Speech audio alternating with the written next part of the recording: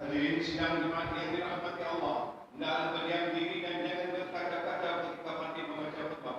Bila yang demikian itu akan menghilangkan pahala iman.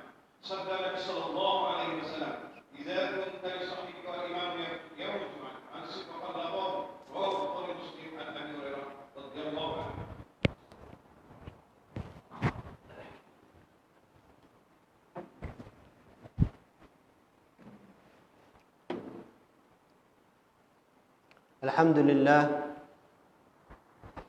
الحمد لله الذي أرسل رسوله بالهدى ودين الحق ليظهره على الدين كله ولو كره المشركون. أشهد أن لا إله إلا الله وأشهد أن سيدنا محمدا عبده ورسوله. اللهم صل وسلم وبارك على سيدنا محمد وعلى آله وأصحابه ومن تبعهم بإحسان إلى يوم الدين.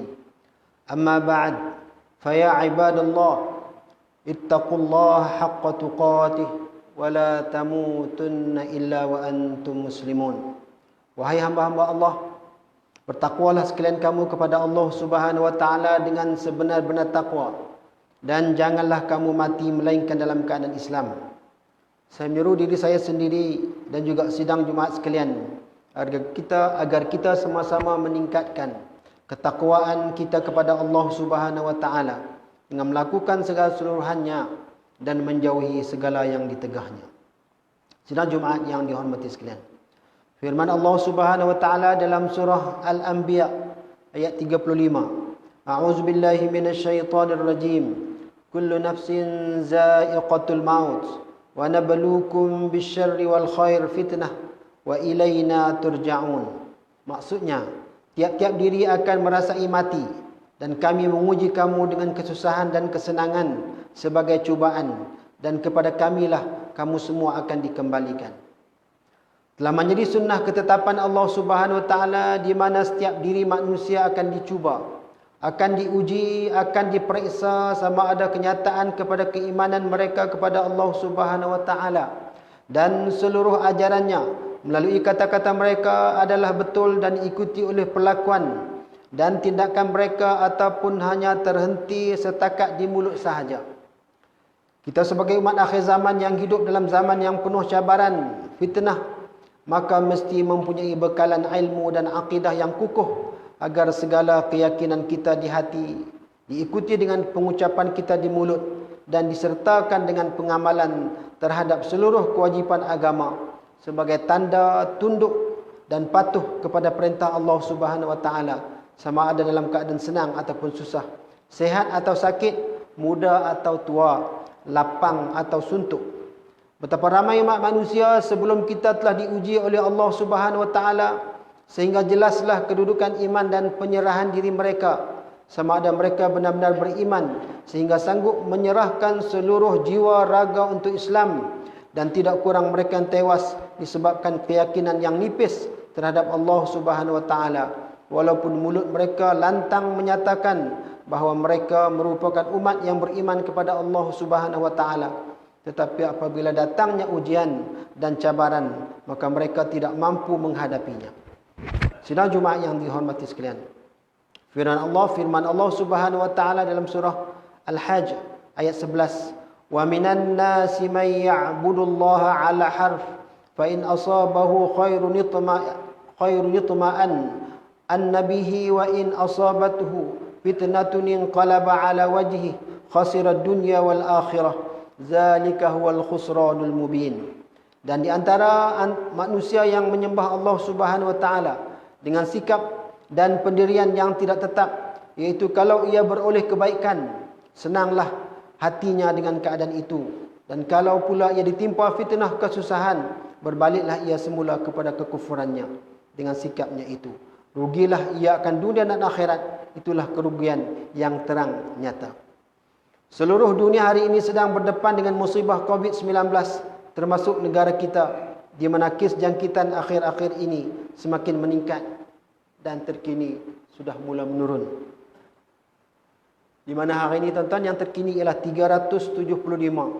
Kita berada di tempat yang ketiga berbanding Selangor dan juga Sabah. Sabah merupakan johan COVID. Melebihi 3,291. Selangor 2,723. Di mana Kedah tempat ketiga 1,616 yang terkini. Ini memerlukan kerjasama semua pihak dalam mematuhi garis panduan penjagaan diri masing-masing daripada sebarang perkara yang boleh mendedah kepada jangkitan. Sebagai seorang Muslim, maka kita berdepan dengan musibah ini, hendaklah kita meningkatkan amal ibadah kepada Allah Subhanahu wa taala, menjauhi segala maksiat serta memperbanyakkan doa agar Allah Subhanahu wa taala mengangkat musibah yang melanda ini. Tingkatan sikap manusia ketika menghadapi ujian atau dalam menerima takdir Allah, iaitu yang pertama marah dengan takdir Allah Subhanahu wa taala yang berlaku. Boleh jadi dia marah dalam hatinya dengan bergumam ataupun berbunyi berkumat-kumit dalam hatinya, di mulutnya, diucapkan dengan lisannya. Orang yang marah dengan takdir Allah, maka dia dibimbangi terjerumus dalam perbuatan kufur dengan sebab dia mencela takdir, di mana marah kepada takdir pada hakikatnya marah kepada Allah Subhanahu wa taala. Yang kedua, sabar, sebagaimana ungkapan seorang penyair Arab, as-sabru mislu ismihi marru mazaqatuh lakin awaqibahu ahla minal asal. Sabar itu memang seperti namanya, sebuah nama tumbuhan yang rasanya pahit, namun hasil dari kesabaran akan lebih manis daripada madu. Ketika seorang merasakan beratnya ujian dan tidak suka dengan ujian yang menimpanya, namun ia lebih memilih bersabar, sehingga ia merasa ada atau tidaknya ujian sama saja. Meskipun ia tidak menyukainya, namun keimanannya menghalanginya untuk marah. Bersabar ketika menghadapi ujian hukumnya wajib, dan seseorang yang tidak bersabar ketika itu akan terjerumus dalam dosa. Dan sabar adalah tingkatan yang paling minima yang dimiliki oleh seorang Muslim ketika menghadapi ujian. Sidang Jumaat yang diberkati Allah, Qala Nabi sallallahu alaihi wasallam, "Ma yusibul muslim min nasabin wala wasabin wala hamma wala jurnin wala aza wala ghammin hatta syaukah yushaki."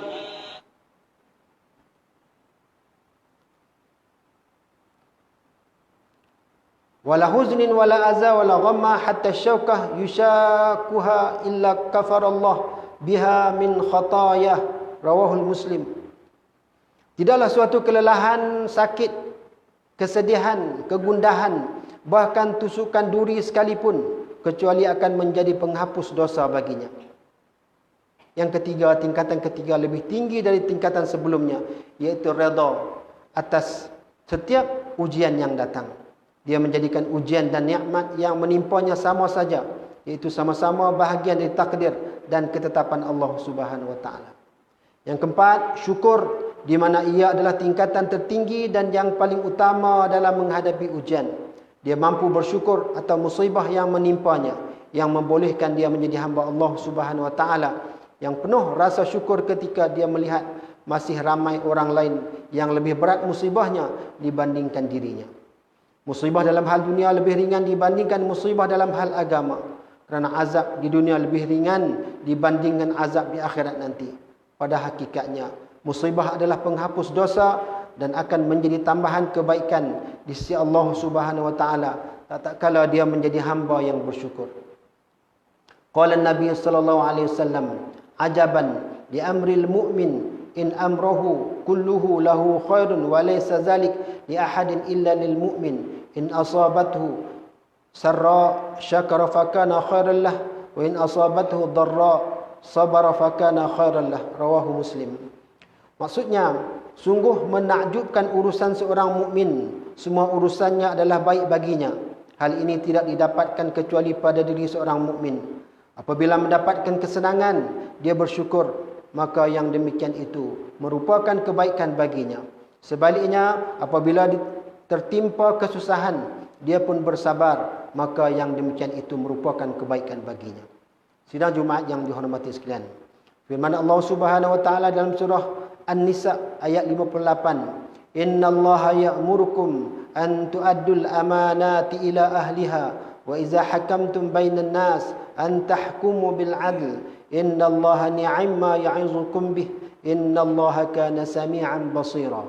Maksudnya, sesungguhnya Allah Subhanahu wa taala menyuruh kamu menyampaikan amanah kepada yang berhak menerimanya dan menyuruh kamu apabila menetapkan hukum di antara manusia semuanya dalam masyarakat majmuk supaya kamu menetapkan dengan adil. Sesungguhnya Allah Subhanahu wa taala memberi pengajaran yang sebaik-baiknya kepadamu. Sesungguhnya Allah adalah Maha mendengar lagi Maha melihat. Ingatlah Al-Quran telah menegaskan bahawa Allah menciptakan manusia berbeza daripada makhluk yang lain. Tujuan hidup manusia adalah yang pertama, beribadah dalam setiap aspek kehidupan. Yang kedua, berkhilafah, iaitu mentadbir urusan dunia berdasarkan agama. Yang ketiga, menunaikan amanah dengan menegakkan petunjuk Allah yang adil kepada semua manusia dan alam semesta. Hidup manusia bukanlah untuk makan dan diperhambakan kepada makhluk selain menjadi hamba kepada Allah. Sesungguhnya manusia itu makan untuk hidup dan berhikmah, bukan seperti makhluk yang hidup semata-mata untuk makan dan dimakan. Sesuai dengan kejadian manusia itu dicipta sebagai khalifah di bumi, maka Allah yang Maha Pencipta bukan saja mencantikkan kejadian manusia itu yang menganugerahkan nikmat akal untuk membezakannya daripada makhluk lain dengan akal dan berpandukan pula ajaran Islam yang syumul lagi lengkap, maka peranan dan tanggungjawab manusia sebagai khalifah tentunya besar dan berat. Ia bukan hanya sekadar menyempurnakan tanggungjawab terhadap penciptanya saja, iaitu Allah Subhanahu wa taala, malah bertanggungjawab terhadap hubungannya sesama manusia dan alam sekitar. Pendeknya, Islam meletakkan keseluruhan tanggungjawab ini di bawah satu peranan umum, iaitu pengabdian yang sepenuhnya hanya kepada Allah Subhanahu wa taala. Oleh itu, pemikiran yang dianut oleh mereka yang mengatakan kehidupan manusia tidak mempunyai matlamat dan tujuan tertentu adalah salah. Tidak kira sama ada ia berpandukan ajaran Islam atau sains sekular, masing-masing mempunyai matlamat dan tujuan tertentu. Tetapi matlamat dan tujuan itu tentunya tidak sama. Bagi seorang materialis, kehidupannya adalah berdasarkan kepada kefahaman kebendaan. Manakala bagi seorang sosialis pula, dia akan cuba menekankan konsep kesamarataan dalam masyarakat. Bagi seorang kapitalis pula, dia akan berusaha memungut keuntungan semaksimum mungkin hasil daripada sistem yang diciptanya sendiri. Pendek kata, setiap manusia atau masyarakat itu mempunyai matlamat dan juga tujuan yang tertentu. Malangnya matlamat dan tujuan itu diseleweng dan disalah tafsir mengikut hawa nafsu dan demi mementingkan kehidupan duniawi semata-mata. Mereka beranggapan ilmu yang dimiliki mampu untuk menguasai manusia dan dunia serta apa saja yang mereka hajati. Dari aspek lain pula, pendukung sekularisme berpandangan bahawa agama dan kehidupan duniawi adalah suatu yang perlu dipisahkan. Bagi mereka, segala bentuk kepercayaan agama yang membawa kepada ketaatan kepada Allah Subhanahu Wa Taala serta memelihara batasan syariah adalah terhad kepada amalan peribadi sahaja. Manakala perkara umum yang membabitkan kehidupan manusia secara keseluruhannya perlu diatasi dengan kekuatan kebendaan semata-mata. Sebaliknya, Islam mengajar penganutnya yang juga khalifah di bumi ini supaya dapat mengimbangi kehidupan dunia dan kehidupan di akhirat sewajarnya. Di samping menganjurkan umatnya supaya beramal sebagai bekalan pada akhirat, Islam tidak pernah pula melarang umatnya daripada berusaha untuk kesejahteraan hidup di dunia. Yang berbeza adalah kaedah yang disarankan oleh Islam untuk berusaha bagi mencapai kesejahteraan hidup dunia dan juga akhirat. Firman Allah Subhanahu Wa Taala dalam surah Al-Hajj ayat 41, "Allazina immakkannahum fil ardi aqamus shalah wa atawuz zakah wa amaru bil ma'ruf wa nahaw 'anil munkar walillahi 'aqibatul umur." Maksudnya, iaitu mereka umat Islam yang jika kami berikan mereka kekuasaan memerintah di bumi, nescaya mereka mendirikan sembahyang serta memberi zakat dan mereka menyuruh berbuat kebaikan serta melarang dari melakukan kejahatan dan perkara yang mungkar. Dan ingatlah, bagi Allah Subhanahu Wa Taala jualah kesudahan segala urusan. Barakallahu li wa lakum fil Qur'anil azim wa nafa'ani wa iyyakum bima fihi minal ayati wa dzikril hakim. وتقبل مني ومنكم تلاوته إنه هو السميع العليم واستغفر الله العظيم لي ولكم ولسائر المسلمين والمسلمات والمؤمنين والمؤمنات فاستغفروا فيا فوز المستغفرين ويا نجاة التائبين. اللهم صل وسلم وبارك على سيدنا محمد وعلى آله وصحبه وبارك وسلم ورضي الله تبارك وتعالى عن كل صحابة رسول الله أجمعين.